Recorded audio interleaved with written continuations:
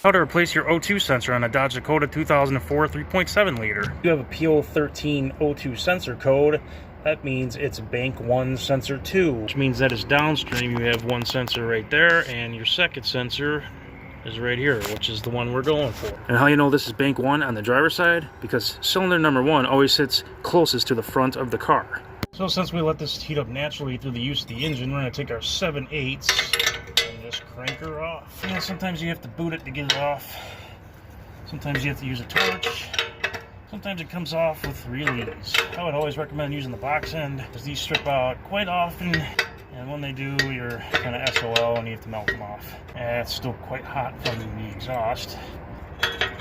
Actually looks like nice and soot-filled. Pretty normal for a 20-year-old car.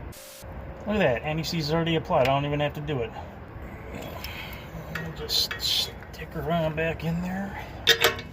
Notice how I'm going back and forth to break up all the cred in the threads. I'm not trying to crank this super tight either, because us mechanics love getting these off. I mean, after all, this is an exhaust. The worst that'll happen is bad fuel economy. Alright, I reached the stop point, so I'm going to stop it and then give it another 1/8 inch crank, and that's it. Plug her back up here. Just like that. Lastly, we're just going to cram our wires back up there and zip tie them so we don't melt them on the exhaust. Back to normal.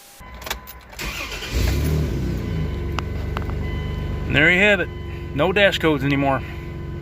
Thanks for watching.